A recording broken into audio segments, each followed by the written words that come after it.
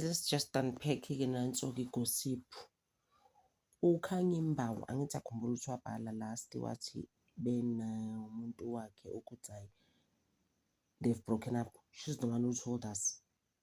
And then ukuthi I started ngathi umuntu ofila ukuthi, and then jiki usisters useshisa futhi leyo page on Instagram to say ukuthi bayahlukana uMtambile and whatever. She was like bebekezele a lot of things in that relationship. We were confused. And then the next thing ubonakele ingathi they are engaged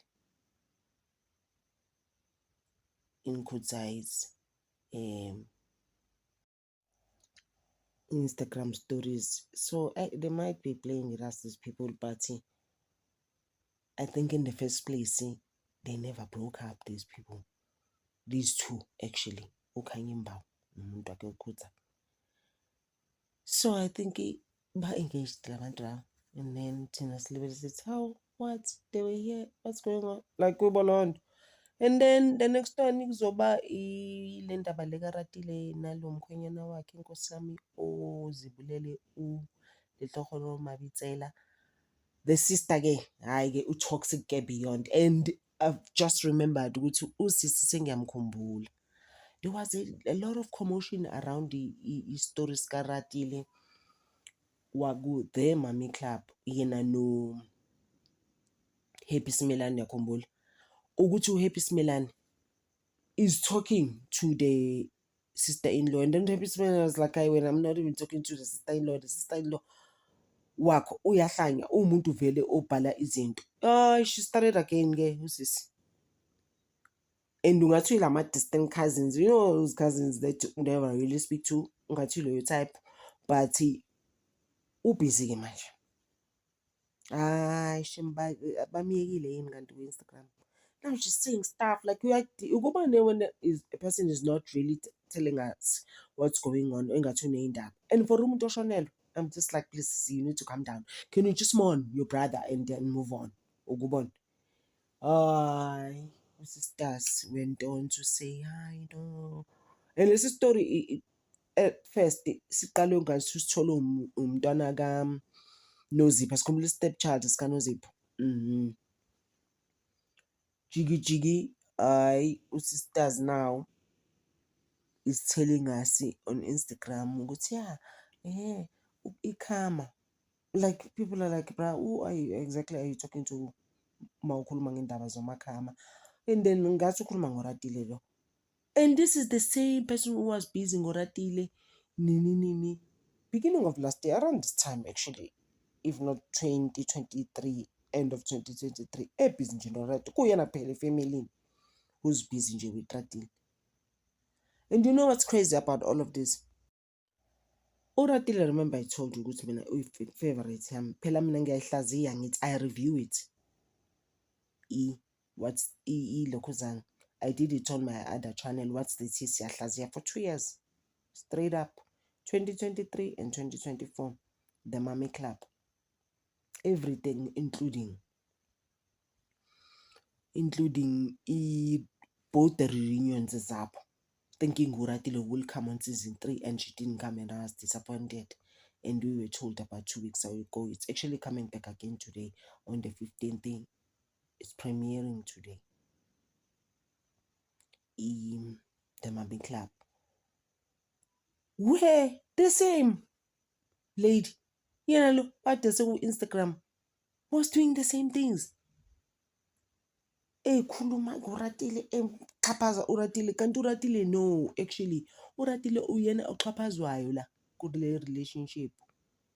Kuze khonjwa ama Randburg courts in at some stage uNunurai was i-coaster yakhe on the Mami Club. They were seen Randburg courts empelezela. Asikho lapho ke manje. Sikuphi manje ekutheni uRatile guys. Wawamuza nje khuluma ngefamily yendoda kabi. Ngeke. And in fact, wabavikela on the Mami Club. Every time Happy will be on her. You divorcing nenkinga nendoda yakho kukhona ku social media. No. Mina i-right kabi, the Mabitselas was like the best people. Rarora, he even said some things zabo. Ithakazelo zabo. Wathi nje, oh shame, we are happening thina, the Mabitselas. Kanti indoda ibhizi imenza izinto in closed doors.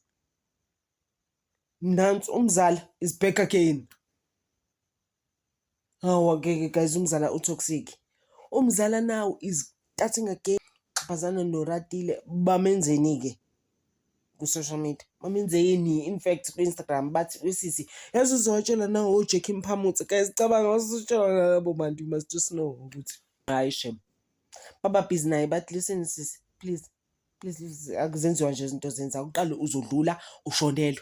Can you just concentrate on that? Ube busy uze ubeke ubhuti wakho and start-ke telling us iy'ndaba. Please, ubhizi noRatile, just leave this lady alone and move on with your life. Like I said, ukuthi hayi ngeke mina ngikaze ngimbone umuntu oshonelwe wenza lezi zinto. And then ku-social media they were feeling the same thing ukuthi hayi bosisi, please you need to calm down. Like what are you even doing? Uzenza islima on hayi. Azenziwa lezi zinto zenzile. If this is like really your brother, can you just umngcwabe kuqala-ke and then you can tell us later-ke lezi zinto ofuna ukusitshela zona. Abantu they didn't play with her. Yo, a lot of people bemdonsa. Angizwa imop ngcono. They were hollering her, donsering her like you've never seen. I was just like, nayi. Hayi kodwa ngeke shouldn't have done this thing esenze kanje. Ungathi ushonelwe uhamba ukhuluma iy'ndaba ko-social media, lokhu ukhuluma uze ukhulume ney'ndaba ezingesidingi right now. uRatile, guys, has been through the most already. Just now, bathi about 2-3 weeks ago, bebenephathi engane. And the husband looked very thin there. He had lost weight and he looked aloof nyana so. Engathi umuntu skipping to himself kona uyazama ukuhleka ney'ngane zakhe abe happy. Ama-twins lawa wabo. He didn't look happy there. And then the next thing nangumzala. Hayi umzala ngeke. Hayi, she was called to order-ke, guys. Bamunephuza, bamudonsa. Hayi nayo uyaphapha. So sizoyibeka lapho kwamanje. Sabonga, guys. Thank you. How can I forget ukuthi uKelly, you know, she's been going on with these videos that she does, ne? And then she was like, no, she was thinking nje when she was just about to take a bath. That was her story, right? So she's taking a bath and then she's thinking nje ukuthi abanye abantu abavukanga, how grateful she is for that. And abanye abantu, they don't really have food to put on the table, so she's grateful for such things. I'm just like, why would you say that? You understand? Uma kaSenzo yena udla ini? uSenzo, can he wake up yena? Like, it's not just me. There's quite a few people who are asking themselves those questions. Besides ukuthi, we also do the Senzo Meyiwa case. But there's quite a few people actually who are asking ukuthi, how can you even say those things? You can't be that person. The same person okhuluma kanjalo nge-Valentine's Day ingaka. Like someone was even saying ukuthi nge-Valentine's Day ingaka uSenzo uyiphi i-Valentine's Day ayophinda ayibona 10 years later. You understand? So that really was a trigger for most people, you know. Asibekeni lapho, guys. Thank you so much for your support. I really appreciate you. And then there was just some rumor futhi ukuthi ngathi uJola no-Ada. I was just like, I don't know about that. People are even writing with RIP. Guys, but the stuff that you say, and guys, I was just like, it's a lot, it's a lot. Khona nabanye bathi nje RIP. Nje, how can you, like, uyazazi ukuthi wenzani? And I was just like, hey, maybe it could be a video, guys. I don't even think that they are together unless it's still gonna come out, but I don't think they are together. But otherwise, guys, thank you so much. I'm appreciative of you and for always supporting me. And thank you so much, guys. Ngithanda over.